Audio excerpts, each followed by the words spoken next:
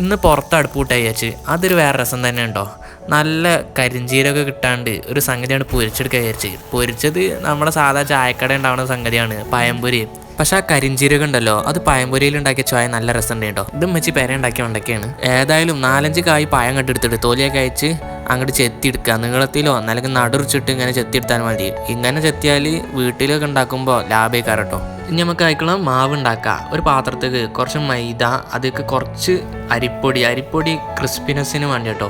പിന്നെ മധുരം നിങ്ങളെ ഇഷ്ടത്തിനനുസരിച്ച് ഇടുക. പിന്നെ അതിലേക്ക് കുറച്ച് ഉപ്പ്, കുറച്ച് മഞ്ഞൾപ്പൊടി കളർ ഇങ്ങോട്ട് കിട്ടാൻ, പിന്നെ നല്ലതാണ് മഞ്ഞൾ.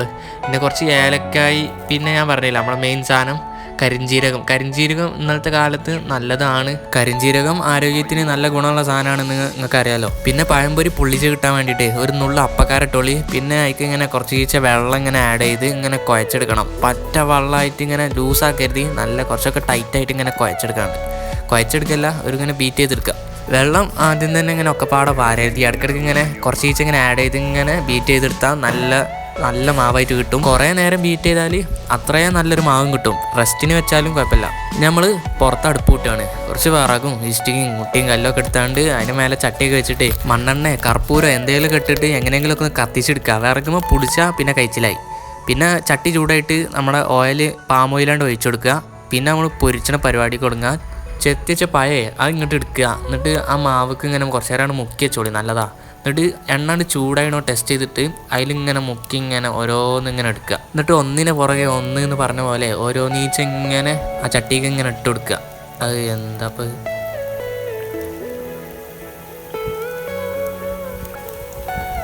അത് എന്തല്ല സൗണ്ട്, ആ എണ്ണയിൽ ഇങ്ങനെ തിളച്ച് മാറിയ സൗണ്ട് വേറെ രസം തന്നെ ഉണ്ടോ.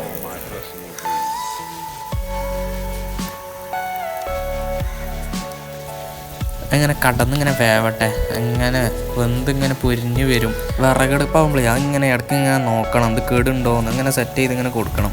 അതിൻ്റെ അടുത്ത് നിൽക്കുമ്പോഴേ നല്ല ചൂടേനി, നല്ല പോരാത്തിന് നല്ല വെയിലും. ഒരു ഭാഗമായി കഴിഞ്ഞാൽ അങ്ങനെ മറിച്ചിട്ട് കൊടുക്കുക. എന്നിട്ട് ഇങ്ങനെ ഒരു ചുവപ്പ് കളറാകുമ്പോൾ അതിനെടുത്ത് മാറ്റുക. അങ്ങനെ പൊരിയട്ടോ അവിടെ. അത് ചുവപ്പ് കളറായിട്ടുണ്ട്, ഇനി നമുക്ക് അതിന് എടുത്ത് മാറ്റുക. ഇപ്പോൾ ഒരു ട്രിപ്പ് പൊരിച്ച് കഴിഞ്ഞ് ഇനി അടുത്ത ട്രിപ്പ് പൊരിച്ചെടുക്കണം.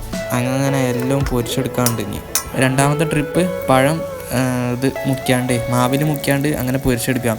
ഈ ചെറിയ പീസ് പഴമാകുമ്പോഴേ പെരയിലൊക്കെ ഉണ്ടാക്കുമ്പോൾ ഭയങ്കര ലാഭമാണ്. കുട്ടികൾക്കൊക്കെ 2 ഇഞ്ച് 3 ഇഞ്ച് കൊടുത്താൽ ഓർക്ക് മതിയാവും.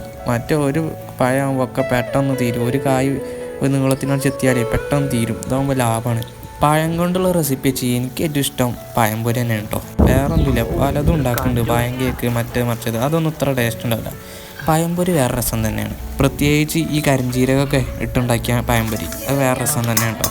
നിങ്ങൾ ട്രൈ ചെയ്ത് നോക്കണേ. പഴംപൊരി നല്ലോണം ക്രിസ്പിന്, ആ സൗണ്ട് കേട്ടാൽ മനസ്സിലാക്കല്ലേ. അപ്പോൾ ഏകദേശം നമ്മൾ പൊരിച്ച് സെറ്റാക്കിയാണ്. അതിൻ്റെ പുറത്താണ്ടില്ല നമ്മൾ കരിഞ്ജീരകമൊക്കെ ഇങ്ങനെ പൊന്തി നിൽക്കണേ, കാണുമ്പോൾ തന്നെ രസമാണ്. അങ്ങനെ അവസാനത്തെ ട്രിപ്പും നമ്മൾ പൊരിച്ചെടുത്ത്. ഏതായാലും ഇത്രയുള്ള വീഡിയോ ഇഷ്ടപ്പെട്ടിട്ടുണ്ടെങ്കിൽ ഇതുപോലത്തെ വീഡിയോ ലഭിക്കണമെന്നുണ്ടെങ്കിൽ സബ്സ്ക്രൈബ് ചെയ്യാൻ മറക്കണ്ട, ലൈക്കും ഷെയറും കമൻറ്റും അതും മറക്കണ്ട. അടുത്ത നല്ലൊരു വീഡിയോ ആയിട്ട് കാണാം. Bye from football corner.